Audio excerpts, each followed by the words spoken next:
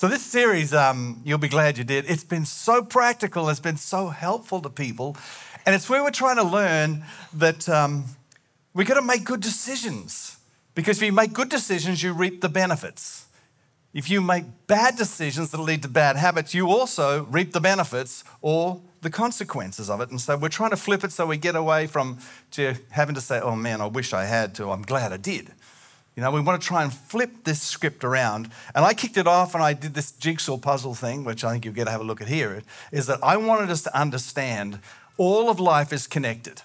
When you really understand what God is all about and everything's all about, you kind of existed before you got here. And you'll exist after here. And everything in between, it's all connected. So every decision that you make, every choice that you make is affecting the next season of your life. So if you make good ones, well, you're going to get a better season coming up. If you don't, it's not going to be so great.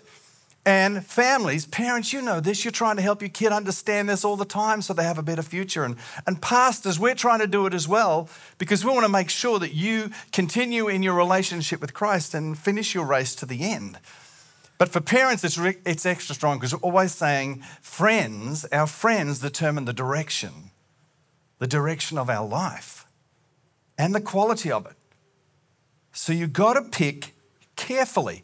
I often get to talk to young adults and things like that, or people that are single again and that kind of thing. And I just say, be very, very careful who you pick for friends because they will shape your life. I had some great friends when I was in school, but every time I got together with them, I ended up in trouble because they would do things that I didn't know that they were doing, but I was there, and the next thing I know, the police would show up, and I'm thinking, what's going on? Well, you're here with the rest of them. And I go, thanks. And then what happened is they were faster than me. They all ran away, and I'm just stood there going, I don't know. I'm just steering the boat. I don't know. I'm just here. I don't know. But this is what happens. So you've got to pick your friends, and I try and tell people, bad relationships have about a 2-year lifespan. That's about it. That's all you get out of it. So you're thinking about going into something, if it's bad, if it's unhealthy, you've got about 2 years. Then it'll bust up. But if you're not careful, you'll be carrying the scars of it for the rest of your life. The other side of the coin is if you have great relationships, if you have healthy relationships, they can last a lifetime. The relationships around here, we're building relationships in Christ. That we're asking God to use us to help impact our city. And some of us will walk together our entire lives in this relationship, serving and loving God and loving others. And then one day, maybe Jesus will come back in our lifetime. If you do, yahoo, we all change together. If not, when our race is over, one of us will depart, but we'll be reunited again, it says, at a later stage. It's all connected. And so what this is about, it's not about rules. It's not about rules because there are laws. We all know there's laws. There's the law of gravity. Chris found that when he's a young fella and thought he'd leap off the shed like Superman and went straight down his face plant. There is the law of gravity. So there are laws. There are certain things that are happening. But what we're talking about is what's in between the laws and in between the rules, which is wisdom. It's about wisdom. And our definition of wisdom is this: insights informed by the knowledge that life is all connected. Once you get this, you understand it's all connected. It's so interesting. I hope many of you are doing your soap devotions we're reading together because we're right in the book of Proverbs now. I didn't plan that, but that's a book all about wisdom. This is what it's all about. So we've looked at the fact that it's all connected. We've got to listen well. We've got to look at forgiveness. But now I really want to turn up the heat on something and deal with something that is so misunderstood that it's not funny. Have you ever had a relationship that's been going so well?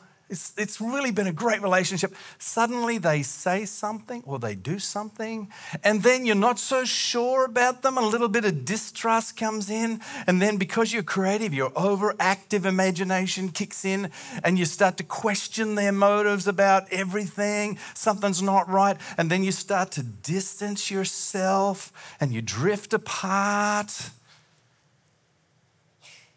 What person are you thinking about right now? What person are you thinking about? Maybe it was a parent. that should have been loving you and helping you and growing you and helping you connect with God, but just was not there. Maybe it was a friend who betrayed you at school or uni or something like that. Like, who are you thinking about now that used to be good, but it ain't not so good anymore? Maybe it was a work associate. They got really close to you because they wanted to be your friend, but they really wanted to use you to climb the corporate ladder, and you kind of got squashed down the way. Maybe it was a Christian who claimed to be a Christian but was kind of hypocritical, didn't really live like that. But here's the worst one. You know what some of you are thinking right now? Man, you just described my marriage. That's what we're like now. We used to be so close. Now we don't even talk. It's like we're suspicious about everyone. Well, I want you to hang in there. We dealt with forgiveness last week, and we know we all got to do that. But if we get this next section right, you can actually head off at the pass some relational disasters. So my hope is out of this, and my prayer is out of this, that you'll begin to recognize relational blur when you see it. Relational blur. That's when things are not going so well. Now, in order to get to this, I'm going to have to delve into some of the teachings of Jesus as outworked by the apostles. And I do need to tell you that what I'm going to share with you, angels fear to tread in this space. They are terrified. But I need to delve into the topic of marriage for a little bit. But don't switch off, because some of you are younger and you want to be married.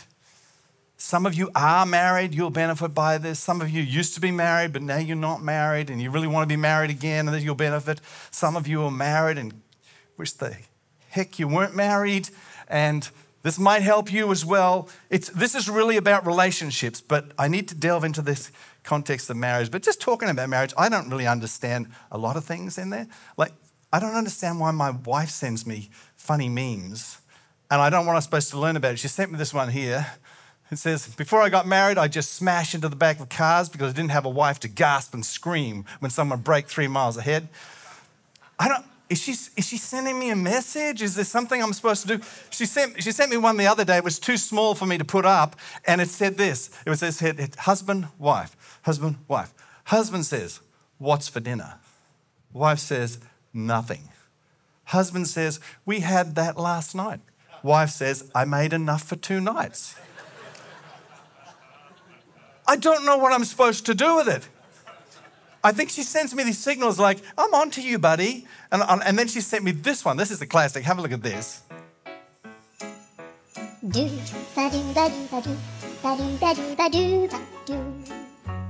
He wants to play golf.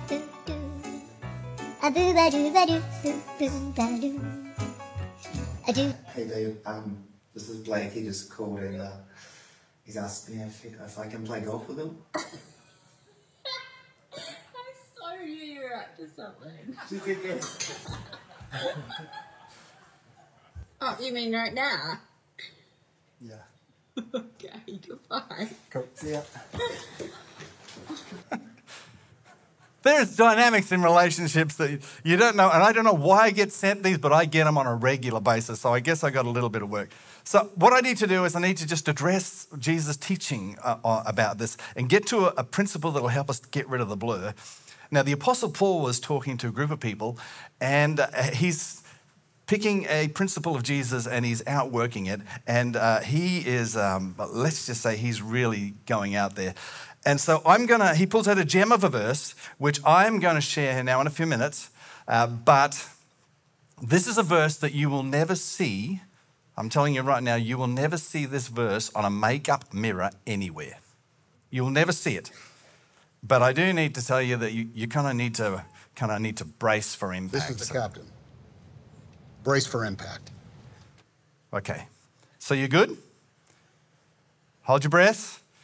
Here comes the verse. Put it up. Wives, submit to your husbands as you do to the Lord.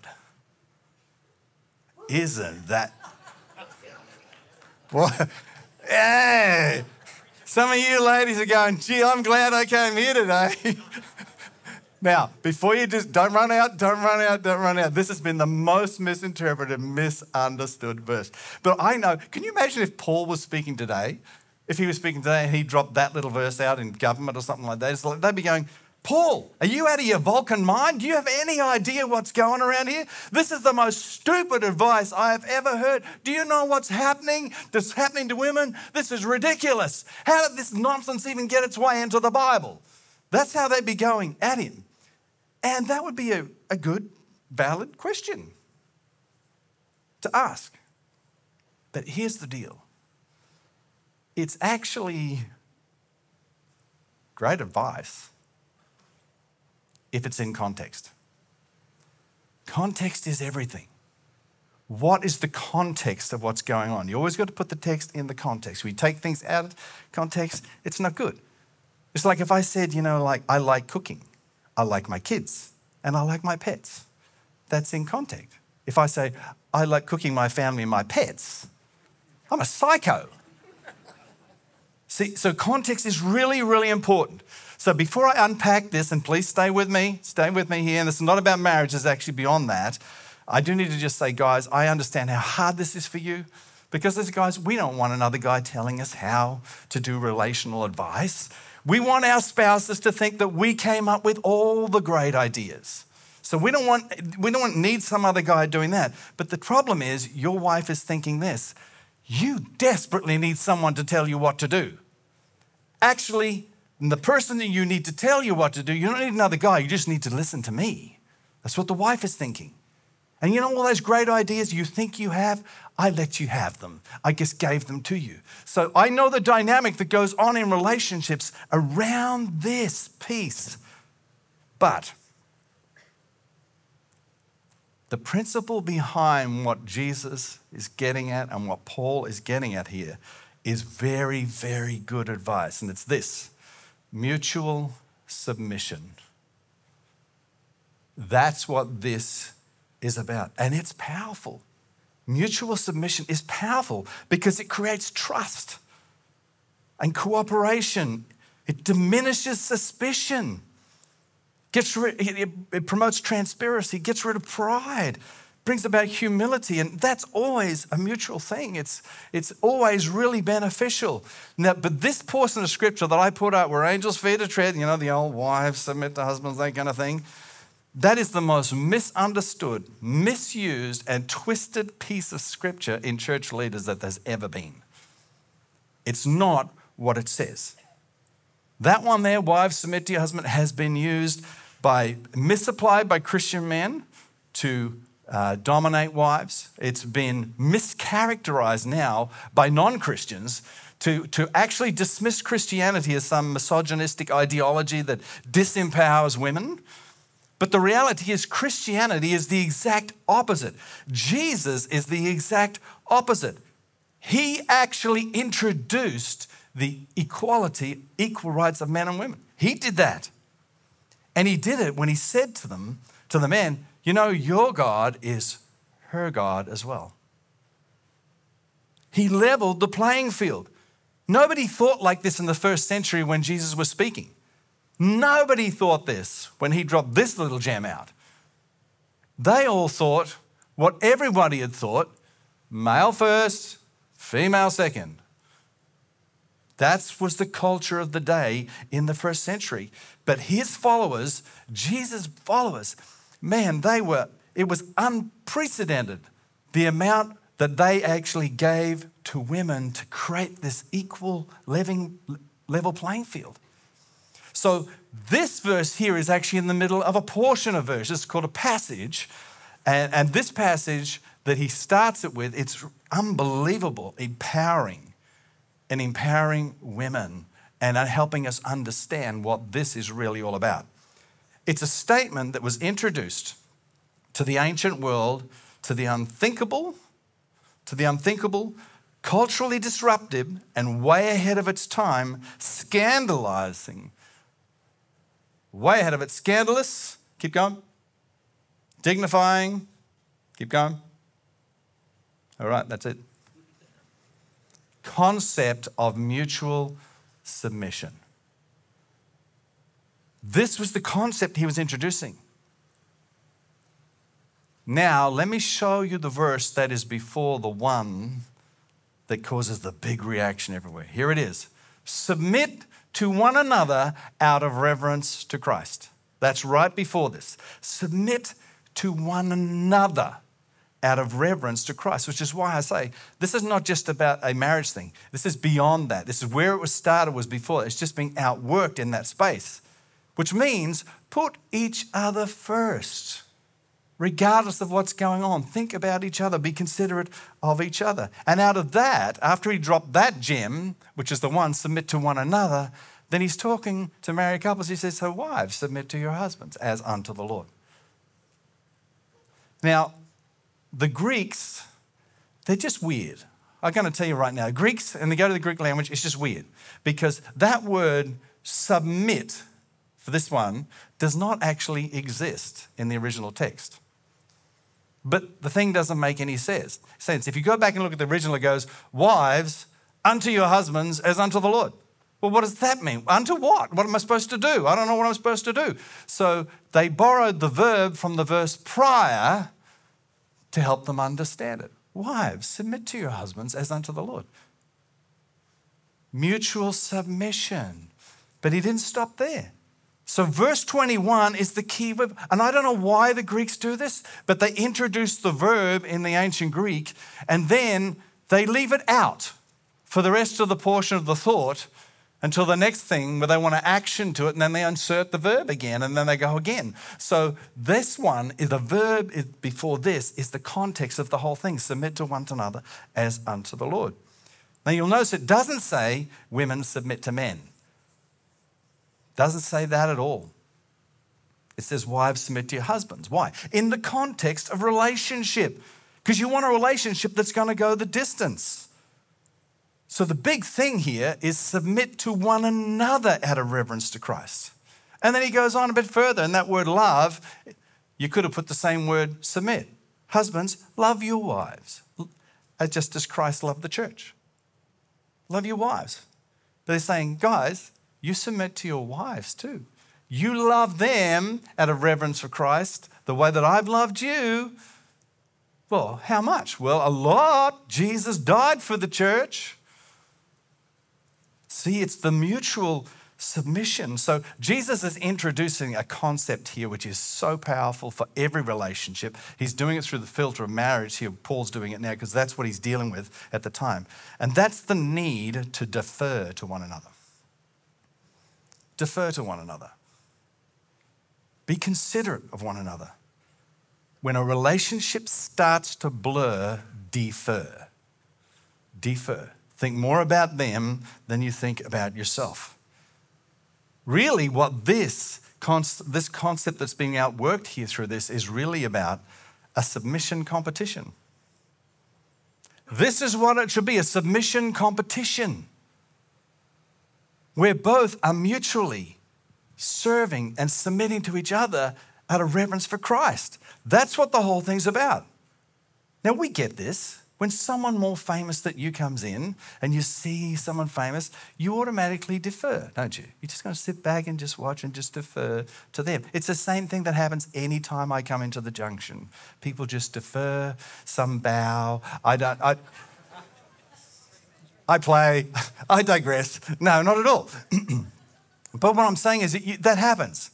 Like if I could be talking right here, but if Chris Hemsworth walks in, I can say what I like. You're not listening to me. You're over there. Well, you're deferring. That's kind of what we do. But wasn't that the posture that you had when you were in pursuit of your spouse?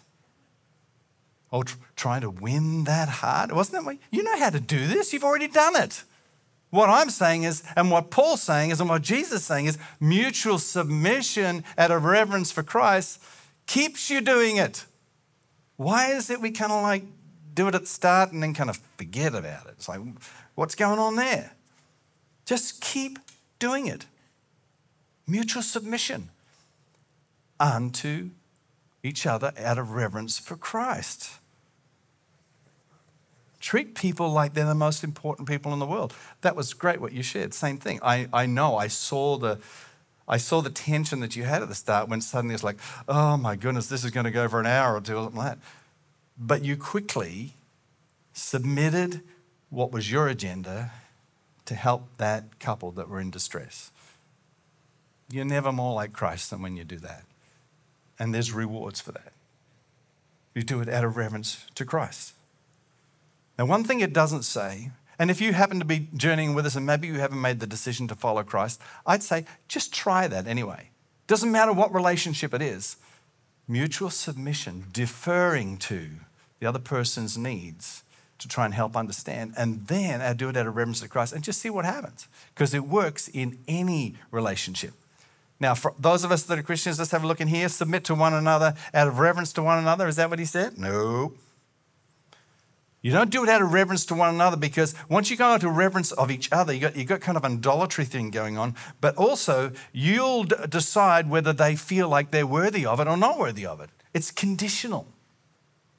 But when it's out of reverence for Christ, it's always the right response. Defer. Paul's actually taking the law of Christ. Submit to one another out of reverence to Christ. And he just happens to be drilling down on it because he's got some married people in front of him with some issues. She's just reminding, but it's the same thing. He's just reminding him, wives, submit to your husbands as reverence to Christ. Husbands, you submit to your wives and love them the way that Christ loved the church.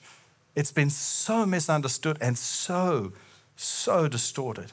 He talks about it again in the book of Philippians when he's dealing with the church at Philippi. He says, in your relationships with one another, have the same mindset as Christ Jesus. See, we don't take our relational cues from each other. That gets conditional, and then that's not so good. We take our relational cues from Jesus. How has Jesus treated us? How has the Father treated us through Christ Jesus? And it goes on, it says, Jesus, who being in the very nature of God, did not consider equality with God something to use for his own advantage. In other words, he didn't play the God card. He could have played his God card any time and got out of the mess. But he didn't. He deferred to us. He submitted actually to us out of reverence for the Father. He knew we're lost. We've lost our relationship with God. We're broken. We're trapped in sin. We're trapped in death. We can't fix it. He can get out of it if he wants to, but he defers. It's that mutual submission. It says rather he made himself nothing. Jesus made himself nothing, taking on the nature of a servant. Why is he doing that? He's doing that because God loves you. He's the creator of the heavens and the earth. He doesn't need to go to the cross. For him, we're the ones that are lost. We're the ones that chose it was not a good idea to hang out with God and broke the relationship. And God's doing everything within his means to get back and win the hearts back and say, I'm here. I do love you. I care for you. Watch this for a display of love. And Jesus goes to the cross, defers, mutually submits to us out of reverence for the Father, and achieves salvation. So that out of it, whosoever wants to can come and have a relationship with a holy God again. It's amazing. So Christian marriage or a Christian relationship is two people submitted to God, deferring to one another. Submitting to God, but deferring to one another. Looking out for each other. This is amazing. But I do need to say something to you now, because and this is something I've noticed across the body of Christ. You have to be very careful with the word Christian. A lot of people will say they are a Christian and may not necessarily be one. Like, I've seen guys running around and they've got their Broncos jersey on. They're about 40 kilos overweight. And they go, I got my Bronco jersey on and I'm a fan of the Broncos. But you look at them and go, but you definitely are not a Bronco. I'm telling you, mate, you are not playing in any team. It's the same things happened. Same things happen through society. People go, oh, I'm a Christian. Really? Yeah, I got my jersey and everything. I'm a big fan of the church, particularly because it's a great influencer group. I'm a big fan. Yeah, but are you living like a Christian? So for you young ones or people that you're pursuing other relationships, whether it's business or whether it's marriage or whatever, Don't get tricked by the term Christian. It has a lot of meanings out there, but I've got the jersey. I'm a fan of the club, but I'm actually not a. You have to find a Jesus follower, because a Jesus follower is going to work in mutual submission with you out of reverence for Christ. That's what creates longevity in a relationship. That's what makes it go. So if you're dating this guy because he's a cute guy and it's all wonderful, oh, this is great, but he treats his parents like rubbish, he's got no time for anybody, you've got someone that's got the Christian jersey on, he's a bit of a fan, but he's not a follower. And you guys, I know, cute girl, really nice, hot-looking girl, but mate, if every photo is about me and my puppies trying to get out of the sack, I'm being practical here. If everything's about her and there's nothing about anybody else, she got the jersey on and she's a bit of a fan, but you know what? She's not really. You need to find a follower of Jesus. You need to find a follower. You've got to find someone genuine. And I made it funny because it is funny, but I also want to get the point across. Don't fall for that trap when someone says, "Oh, I'm a Christian." I've been in situations where I'm having deep conversations with someone at the party that none of them are Christians, and I'm trying to share my faith in Christ and we're having a great time, and then someone discovers I am a Christian, and it's the guy that's drunk as a skunk, swearing like man, hitting on the women, going, "I'm a Christian too, I go to church." And I'm going, just go away. This is not a witness for Christ. You might have a jersey on, you're a bit of a fan, but you're not a follower. So you've got to get to that follower, because that's what it is. For relational blur, when it happens, you've got to learn to defer. Unless someone is a follower of Jesus, that won't happen. It won't happen. So you've got to learn to do that.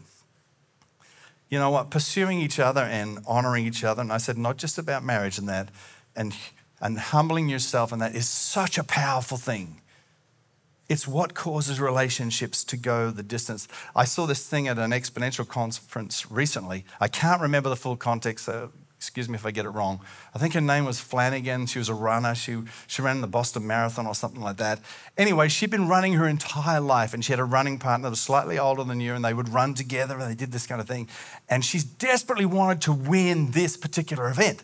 So she gets out there. She's like miles ahead, and then her friend's slowly catching up, but she's just not going to make it. But somewhere in there, something happened in her, and then she kind of slowed down for her friend to catch up. And then they ran for this race that she desperately wants to win, got close to the end, and it's reported she said, "This one's yours." And she hung back and she let her win.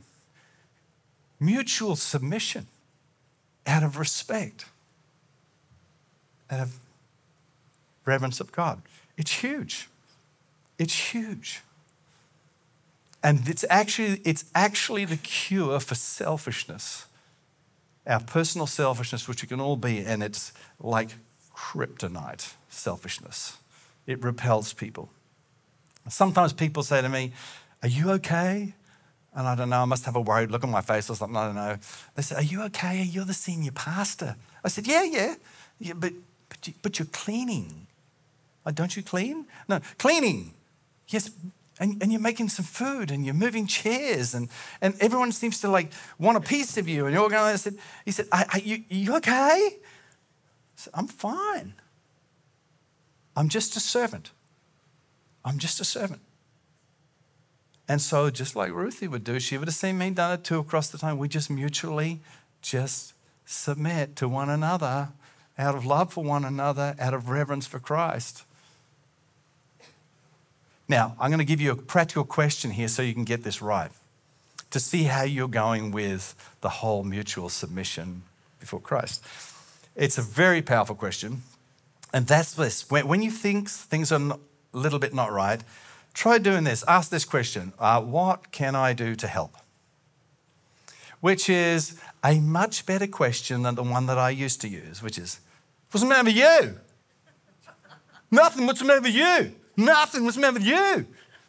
Are we all right then? Yeah, there's nothing right about that, and we're not right at all. But it's a much better question to go, hey, what can I do to help? How can I lend you my strength?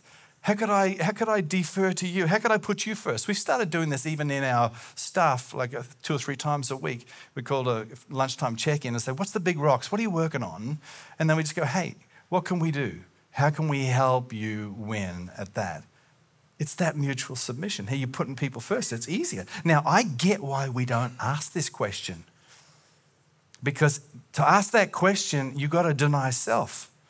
And the other reason why we don't like that question is we know they'll have an answer.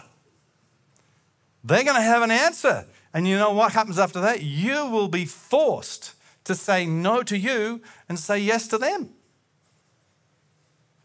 At which point in time, you'll never be more like Christ when you have sacrificed yourself for the sake of the relationship out of reverence to Christ.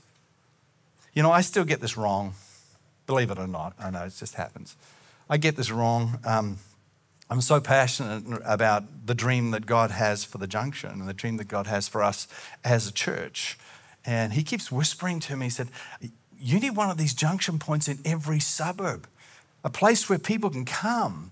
And it's run by urban missionaries that can make disciples and make disciples, and where they can belong with, like a church for the unchurched, where they can belong, where they work out what they believe. And if they don't believe what you believe, you're going to love them anyway. And so I get really excited about that, because if you go back onto our website and look at something called the Church I See, it's starting to happen. It says, as you get these things right, the church will begin to spread like a wildfire. And there is stuff going on everywhere. And we're going, we're kind of like scrambling to keep up. So I get really passionate about it. And because I'm so busy in here, sometimes I have to do a lot of things I would normally do in here at home later. So I pick the moments after the kids gone to bed and after everything's kind of settled. Anyway, I was just, last night I had to quickly apologize to Anne because I'm going to share this and she didn't know about it. It was about 2 weeks ago and we were just laying in bed and I was just doing my work and that, she's drifting off to sleep. And I'm kind of thinking about all the stuff and I've got all this going on, what are we going to do with that? And just listening to the Holy Spirit. And then she leans across to me and she just says, I just want to be seen. And it was like, oh, my first reaction was, what do you mean you just want to be seen? What a stupid thing. Of course you're seen. No, she said, I just want to be seen. And then she rolled over and went to sleep. Let's just say I didn't get much sleep that night because I suddenly realized that amongst here, she was getting a little bit lost and the relationship was beginning to blur. And so I was faced with that very thing. That night I was asking the Lord, what do I do to help? How do I help? How do I help carry that burden? How do I give her my strength? How do I get this back into a place where I'm not damaging the relationship? And he just says, just mutual submission. Just love her. Put her first. Find out what's going on in her and lend her your strength and that. And so I hadn't even shared that with her and she doesn't. When I just shared it to her, I said, honey, I got to tell you, I'm going to do this thing now. She said, I don't even remember saying it. But it was something that just suddenly hit me. Submit to one another out of reverence. See, we're Jesus followers. We're not one another followers. We don't take our cues from each other. It doesn't matter what we do. Our heart should always be to love Jesus and to mutual submission and say, okay, what do I need to do? How do I help you in this particular thing? I think, and it's amazing, the better we get at this, the better everything gets. Can you imagine if everybody understood this in the workplace and that, to defer to one another out of reverence to God? Man, business would feel so differently. It would be filled with character and integrity instead of what we currently have in a lot of spaces. Marriages, they'd actually last a lifetime. You know, divorce rates would go down and kids wouldn't grow up feeling, and I know some of you, because you've talked about them feeling, well, I think I'm the reason why my parents split, and the reason they gave you was, hey, listen, it'll be better off for the kids if we're not together, which I got to tell you is a load of, well, doesn't matter. Don't get me on that one. But you know what I mean? Mutual submission. You start putting each other first on this, loving each other as reverence to Christ, everything changes. Everything changes. And you'll be glad that you did. And your kids will be glad you did. And the place that you work will be glad you did. Everyone will be glad you did because you'll be representing Christ accurately. Jesus said, you only got one rule now. I busted it down to 2 for part of the way. Now it's only 1. Love one another the way that I have loved you. And when you get that, you get to where Ruthie was. What does love require? These people are in need. I have an agenda, but I've got to put my side for them. Isn't that what Jesus did for us? Isn't that what he did? He set aside his whole agenda, whatever he was doing for the next thing, and says, you know what? I'll come to earth. I'll go through the whole process. I'll help them get out of this. I'll make a way back into relationships. It's amazing. He just deferred to us. I'm going to ask the team to come back because this has been an interesting kind of good talk. I hope I've helped you understand so that you can articulate to your friends that that whole wives submit to your husbands is not what it's being turned out to be. It's actually a reflection of the verse before, mutual submission. Submit to one another out of reverence to Christ. And I've asked the team just to sing a song called Jesus at the Center. And if appropriate, just listen to the Holy Spirit as he speaks to you in this little bit of reflection. And here's what I say. Some of you might want to get out your phone and you might want to text someone and just say, hey, you know what? Let's catch up. Let's catch up. And you're going into it not with who's right and who's wrong. You're going into it with a whole heart of, out of mutual reverence for God, for Christ. How do I put this thing right? How do I serve you? How do I help you? How do I bring the strength to you? Which ties back into last week's forgiveness. Friends, this is timeless advice for troubled times. And if you can grab it, you'll be glad you did. You'll really be glad you did. And the people around you will be glad you did as well. And God's not asking you to do anything that he hasn't already done for you. Mutual submission. I can scarcely get my head around it, that the creator of the heavens and the earth, I know what I was like, would sacrifice for me. I cannot get my head around it. But I know that he did. And so all I did was I just surrendered my life to him and said, you know what? I've made a complete mess of this thing. If you want it, you got it. You can do something with it. And sometimes now I just, of an evening, just kind of reflect and go, oh my goodness, I cannot believe what you're doing through someone like me. And he can do it through you as well. You just got to stop trying to fix yourself, let it go. Say, Jesus, come into my life. Be my Lord, be my Savior, be my King. Help me. And it's not something you pray once, it's something that you develop a lifestyle of because you start to follow Christ and then he conforms you to the image of Christ. And this particular topic, I just want to say, there are many eyes watching us, little eyes that are watching us, how we conduct relationships. If we get this right, we set them up to win. If we get this wrong, we set them up to fail. And that is something that we're going to pick up next week in part 5. So let's just pray together. Father, I just thank you that I know for years when I was a young Christian, this verse bugged me, it annoyed me, and I never really understood it. But I thank you that over the years I've learned it and I've understood it, and I think it's such a freeing thing, Lord, when you understand. This is all just context. You just happen to be talking to marriage people at the time, but it's about just submitting to one another the way that you submitted to us out of reverence for Christ. And Lord, if we do this and we get really good at this, we can actually head off some train wrecks in relationships. And we can build relationships that will last a lifetime. So Holy Spirit, I pray that you would just speak to us now about who you might have us make contact with.